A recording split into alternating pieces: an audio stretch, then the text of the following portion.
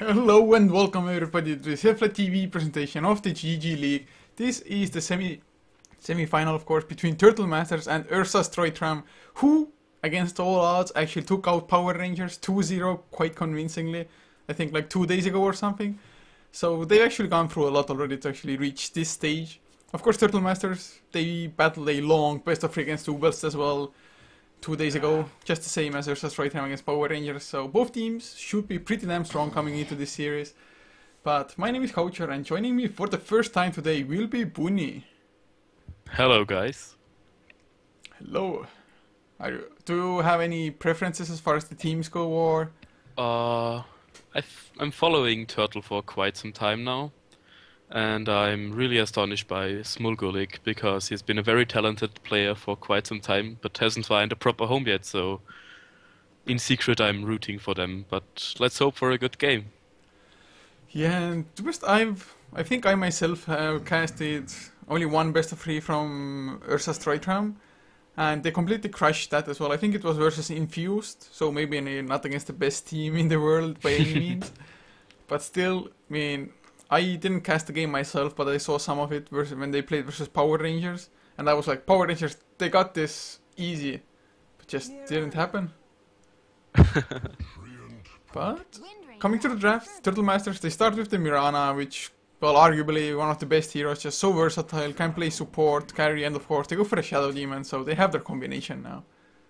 The thing with the Ursa's Troitram first pick is the Treant and Wind Ranger offer a lot of versatility for the lanes already. That means nothing is given away at all.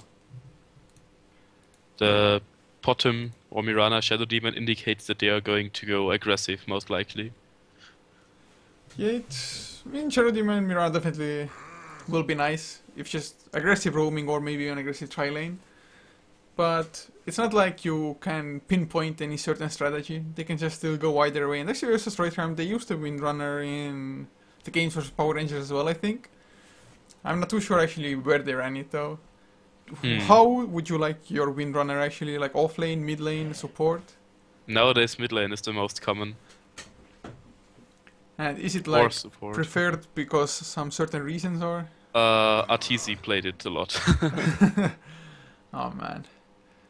It's funny how Dota is a matter of trending, kind of.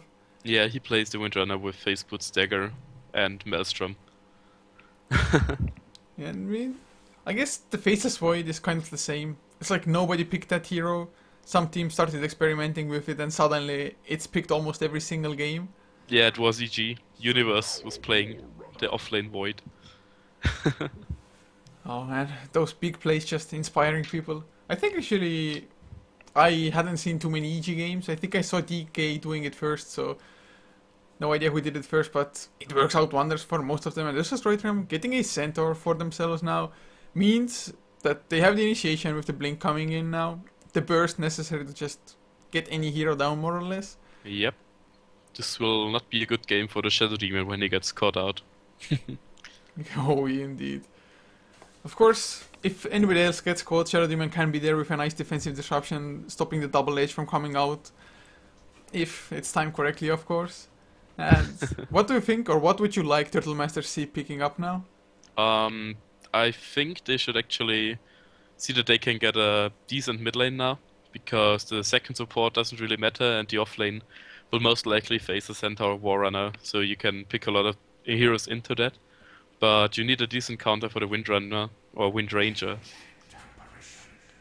Oh, they actually go for the Apparition now. That's really strong. I guess they maybe want to go for something like a Tidehunter offlane now, maybe even a Darkseer just to set up that better Ice Blast or easier Ice Blast, so to say. Well, they will be going for an aggressive lane. There's no reason not to do one. And the Tidehunter of the offlane could work, but it's not too strong against the Wind Ranger if she gets a Wind Run off before the Ravage hits. You're not going to dish out that much physical damage as you want to with Apparition and Potom.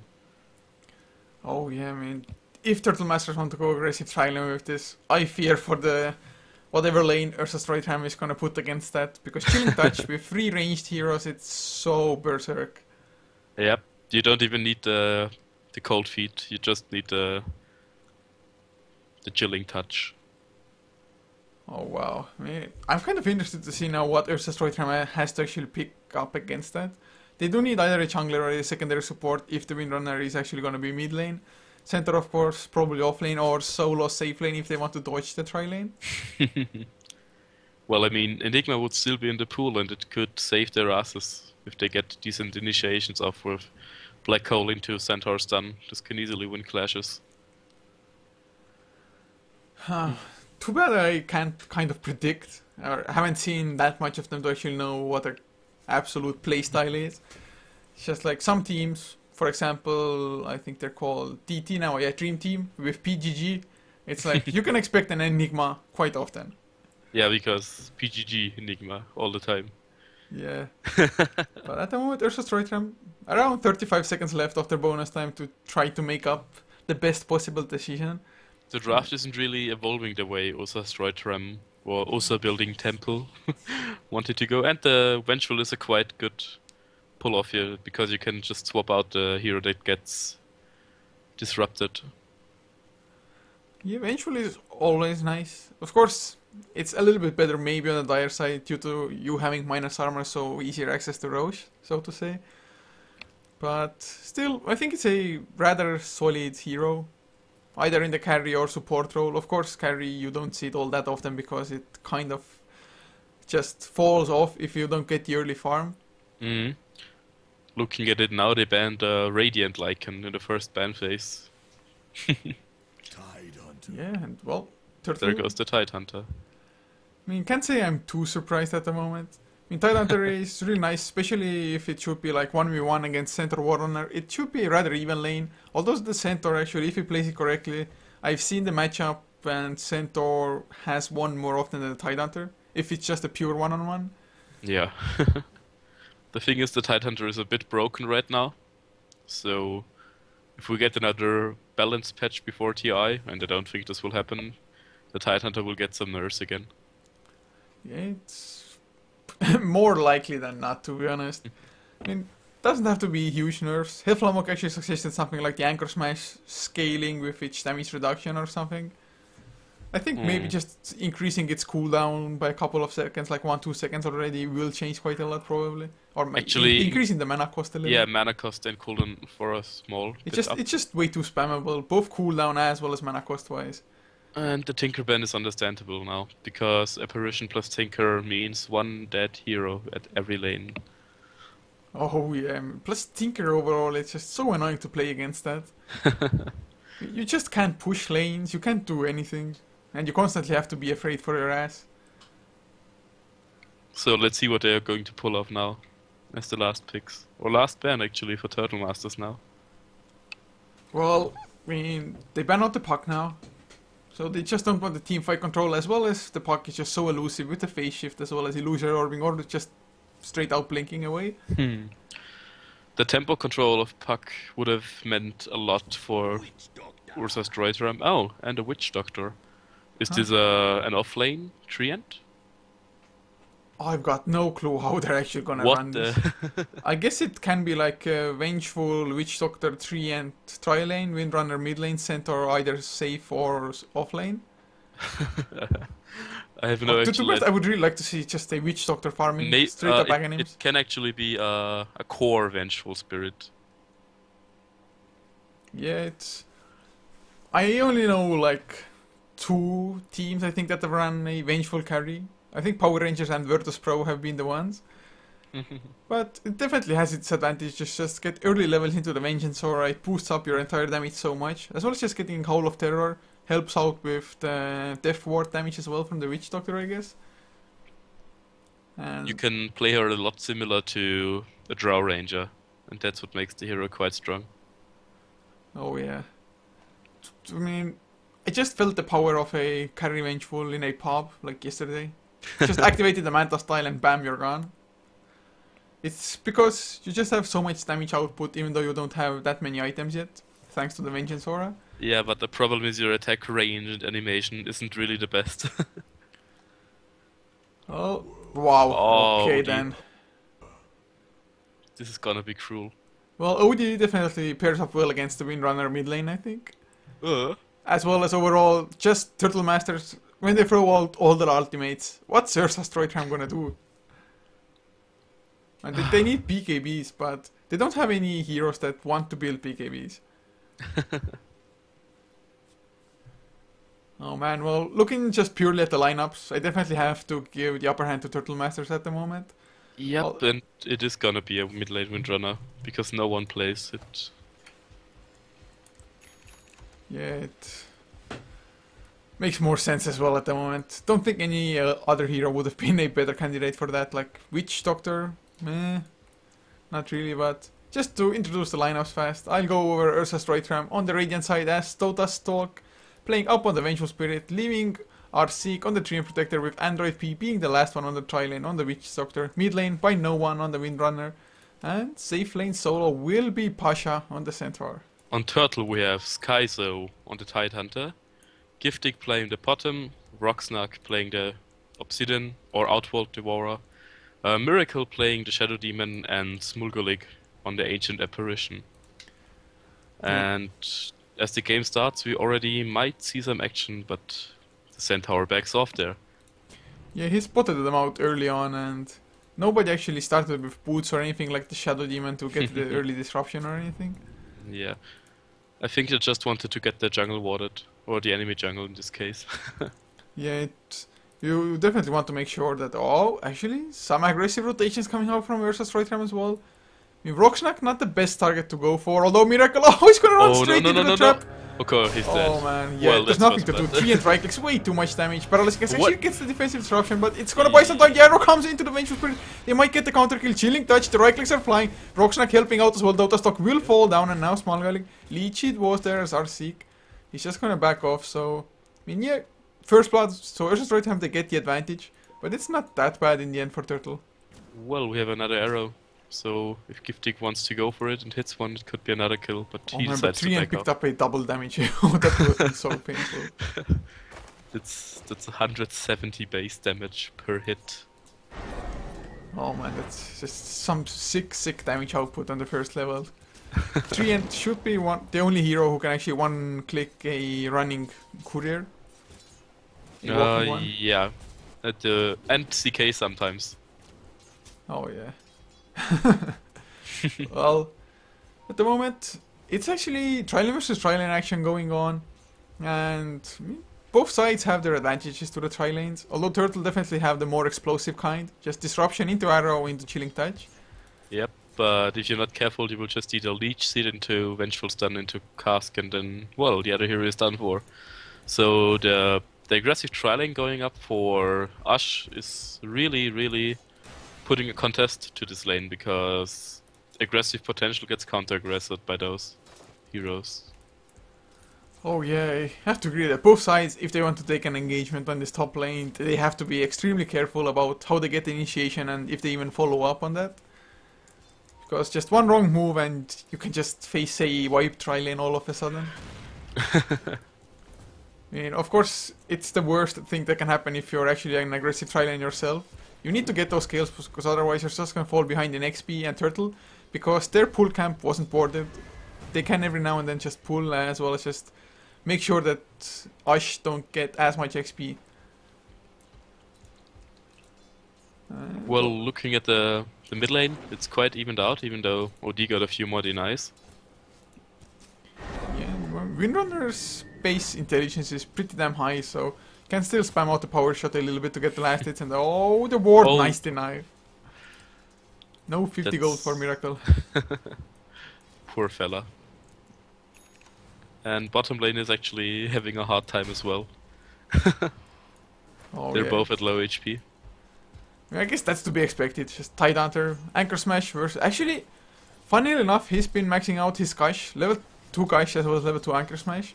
I guess in a 1v1 situation, it's just max harass, the maximum amount of kill potential. Yeah, and you don't really need a Kraken Shell against the Centaur, because if he gets you low enough to stun and double edge you, you will die anyways. And top lane is a bit of action going on. Oh, the disruption. The arrow actually lands on the Vengeful Spirit as the magic missile came out. The chilling touch is there, but the paralyzing cask nicely bouncing in on Small Gull. He will take a fall, as will Totastock. So 1-for-1 once again, but they're chasing down Miracle. Do they have boost of speed? Yes, they do. Or Seek should be able to chase him down. Oh, Shadow Demon! He corners himself for a little while. One more right click and then repeat. He's getting a double kill. And Gifting now. Man, the Voodoo Restoration is just way too sick. Gifting just doesn't have enough damage output. Arrow misses as well.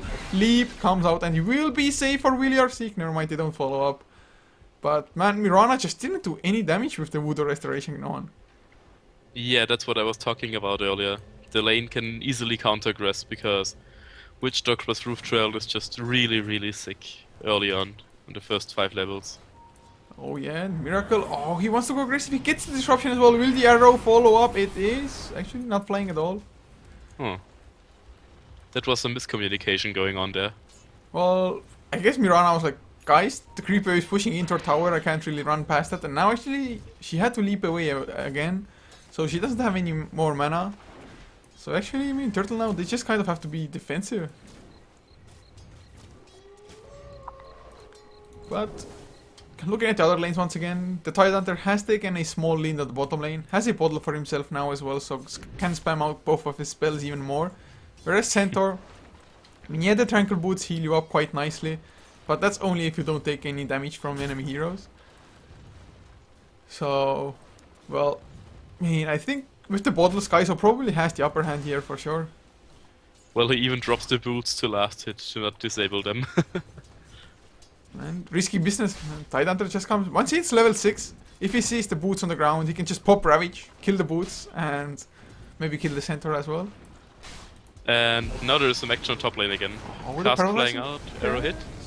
Nice, actually, he's pointing to 3 heroes, but it's not enough. As Arseek is going for Small Garlic Magic Missile to follow up, as Andra P will fall down. The Voodoo Restoration not enough, and Totastock, I think he's gonna get chased down as well. Gifty, does he have the leap? No, he does not, and oh man, value point into Nature Skies. Although there's a sentry there. But they didn't want to go for it because the roof train would have chopped down on the bottom. Oh, well, at least they got rid of the healing salve, or at least some of it. And Turtle, I mean, farm-wise, top lane, it's rather even as well. 11 and 2 on Gifty compared to 12 and 5 on Totastock. Well, the Windrunner is actually owning the mid lane. Look at it. Wow. That's some... Ruxnak is getting outplayed. Is he just staying back and spamming Power Shot non-stop? Yep. And he even tried to kill him with a Shackle Shot, which didn't latch, unfortunately. And big plays, Windrunner. I mean, I definitely think that Turtle thought like, okay, we're gonna pick OD against Windrunner, just crush mid lane, lane 1 already, and then deal with the other lanes. But looks like no one ain't gonna get crushed as easy. And well, now, Rune is top, it's gonna be scouted out by Roof Trail. oh wow, actually it's Tidehunter, he got the solo kill. He popped the Ravage. Did he get the boots? No, boots are still on Centaur at least. Oh, how sad. But, I mean, really nice kill there. Getting closer to either his mech or the Blink there. And actually, which do you think the Tidehunter should be looking for first? Well, look at the support net worths. The Roof Trail has a higher net worth than the core Vengeful right now. Oh man. Oh, the Shackles connect! They use the Stampede to get close. Magic Missile and Rocksnack takes a fall mid lane. Well, Centaur being relevant already a little bit. Even without the Blink there, you can still use the Stampede on cooldown now. Top lane, they got the counter kill on the Treant. So, a 1-for-1, of course, OD, a much higher priority target.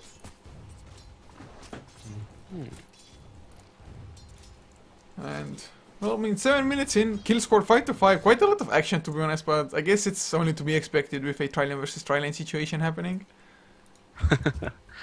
The thing is, if the game goes to mid-game, I will see an advantage for Turtle because of their early clash power. And the late game might also go to Turtle, so Ash needs to get a quite good advantage. Oh, Miracle, he's in deep trouble. Actually, can get the defensive disruption, the arrow completely off target, and now Gifting slowed down by the leech. He's probably gonna get the leap out if necessary. Oh, the Shackles connect. Do they have enough burst? The Power Shot comes out as well, the Paralyzing Cast. Moonlight Shadow, the last right click. Oh my god. Was the leap on cooldown? Oh yeah, leap was already on cooldown. Just look at the damage of the tree with the aura. He deals 100 damage, 110 damage almost, with one hit. Yeah, actually, with these skills now, Dota Stock hits level 6 as well, so has the Vengeful Nether swap rather. Of course, doesn't have any items at all that you would really want to see on a carry range. But at least network-wise, I mean, he's only 200 behind Rocksnack. And Windrunner is the number 1. And what item do you actually think the Windrunner is gonna go for after those face boots? I think she will actually transition into a core role, which means it will be Dagger Mjolnir. And is there like anybody else who can easily build mech for them, or is he gonna go for it later on? Or I think that the Roof Trail might be a contender for this, because he actually has 3-1-2 and has Arcane Boots up. Man, early Arcane boots so crucial for your team, especially if you're bottom lane, bottom lane. Oh wow, there will be another kill on Pasha. Awesome rotation by Miracle there. And I guess that's exactly what they need to do as well. Just play kind of defensively on the other lanes, make sure they don't get picked off, and apply pressure on the other lanes. Look at the top lane. There's gonna be a Leech Seed and Smolgulik is dying right now. Oh, Giftig once again. The arrow missed by Mirana. Couldn't help out his teammate. But still, once again, a 1-for-1. This time around, Turtle having the better of it since they got the center, as well as probably will get the tier 1 tower. Although the living armor comes into play, the glyph is on cooldown. Are there any TPs on the heroes? Windrunner has one. Yeah, he's already TPing bottom lane. Actually, maybe can get the shackles onto Miracle. Oh, center is there as well. Nice disruption coming out. More TPs. Oh, the shackles. Perfectly done by no one. He's so good at it. Hoof stomp, double edge, getting the kill onto Sky. So they might get more though. No one gonna chase down Miracle as well. Not enough mana for anything. I don't think he's fast enough. Power shot on target gets the kill. That mid lane Windranger is unexpectedly strong. Most people don't know how to deal with it because she will get early farm and can actually dish out a lot of damage. Yeah, the power shot, one of the highest news. Oh, top lane Giftig Death Ward coming out from Android P. Just magic missile Death Ward was enough to get the kill. Oh man, I mean, suddenly Ash, it used to be 5-5 3 minutes ago, now 11-6. Looking at yearly graphs as well, 2000 gold lead for Ash, 2000 XP as well. So they're looking good, although like you said, mid-game, fight-wise, Turtle probably still have a small advantage there. At least until the blink comes out on Centaur. Which should be quite soon. He needs 600 gold for it, so shouldn't be too hard. A rotation from Voxnack coming into the top lane, but it's already pinged out. They're all TPing back. Yeah, really nicely spotted out as well. Actually, they barely got vision of him fading into the invis, because this Observer Ward actually doesn't see the rune itself. But if you pick up the invis rune, it takes a couple of seconds for it to fade or activate, so to say. And with that, he actually got into Observer Ward vision, and nicely done by Ash as well, just spotting it out. Well, Rocksnack has still no points up in the orb, so he can't even really contest the harass of the Windrunner. Oh, the shackles once again! Are you kidding me? Stampede used Rocksnack stunned up. Those shackles by no one are really, really good. I don't think... I guess he missed one, which I didn't see, but you saw when he tried to go for the kill earlier on. But he's just so spot on with that. Well, I think he could use a focus fire for the tower here. Or, well, it may be enough without it. Just having only 1 point in Vengeance Aura definitely does help out already, especially if you have the face boots.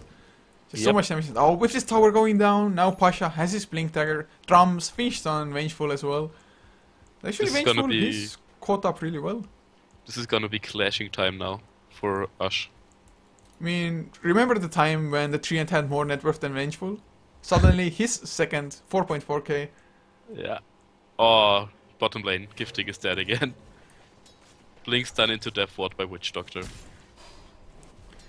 Oh man, this is huge trouble. Actually, Dota stock top lane, Demonic Purge, but a nice disruption. The shackles once again land. Actually, this disruption was maybe even a little bit of a fail in Sky. So pops his Ravage now. Can he get the kills? He's stunned up. Magic Missile gets the last guys, but Miracle probably gonna lose his life, and Dota stock not even gonna die thanks to the living armor.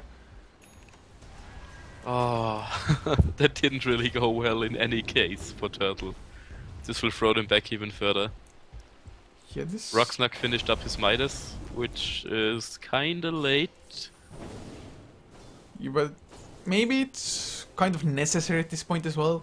Because, I mean, Giftig, he's not getting anything. Although might get the kill on Android P, the double Starstorm, the Stampede comes out. Voodoo Restoration, and Giftig just can't follow up, can't even kill a solo Witch Doctor. Oh man, Top lane is being pushed in. Do you think the Midas was the correct decision on OD? If they manage to delay the game to a point where OD can get off his other cores, yes. if Ash starts to push continuously and doesn't let Turtle get any ground, it was a bad decision. I mean, I kind of agree with it because he definitely needs his farm since, like I was trying to say, he's not getting anything at all on the Mirana. So there's a lot of pressure on the OD to perform. Probably get a BKB at some point, which of course delays his damage output. But BKB, I think it's kind of essential in this game. Well, the bottom should go for a Midas as well if the OD gets one. Well, at the moment he's not rushing look at mid lane. Oh, another stun, small girl league, power shot. Actually the death ward, not even necessary, Android P, just jumping the gun there. And as I said, he went for a Maelstrom, so I think the dagger will be next for no one. Oh, are we gonna see some more action? Never mind. Moonlight Shadow was used before. Now Vroxnak, he's the one in trouble. Another Shackle connects, leech it. They used the Stampede just in case. Hoof Stomp. I mean, no one. I think it's like 90% at least accuracy with the Shackle shots. Yes, and those are damn good Shackle shots. And now tier 2 falls with Focus Fire support. Oh man, it's actually really nice to have. I mean, Focus Fire gets you minus damage, but the Vengeance Aura gives you plus damage, so kind of evens itself out. Yep, and Giftig tried to push a bit at the bottom lane to at least get his power treads up. What? That's not gonna happen. Oh man, this Turtle, they're in dire straits at the moment. I mean, looking at the graphs, 10,000 gold lead, almost 8,000 XP lead for Rush. And top lane, Skyzo, no one going for the double damage. The power shot comes out as well. Maelstrom, procs. Actually, yes, he's gonna chase Windrun. The last right click will get the kill. Oh wow. The mega kill Windrunner 507, and there's the GG call. Wow. 40 minutes in Ash, just taking this game by storm. It was and so the even. middle lane is dying again. This game just completely fell apart for Turtle Master. We were like, okay, they have a really nice aggressive tri lane, but the tri lane, which they actually ended the draft with, getting the Witch Doctor as the last pick, it just worked out wonders. They got out executed in the lane a bit. Oh yeah. Well, are we going for a next game or what? Of course we are, but thanks to the viewers, of course, for tuning in. Hopefully you enjoyed, and if you did, be sure to follow this channel as well as Heflatv 1 and Heflatv, all the English channels for us, and check out our social media. All of them are just Heflatv. You can find all the links below. And if you want to support us directly, you can subscribe or donate. So with subscribes, of course, you get some cool emotes, plus more coming in the future, as well as future giveaways. But I guess we have to catch lobby number 2.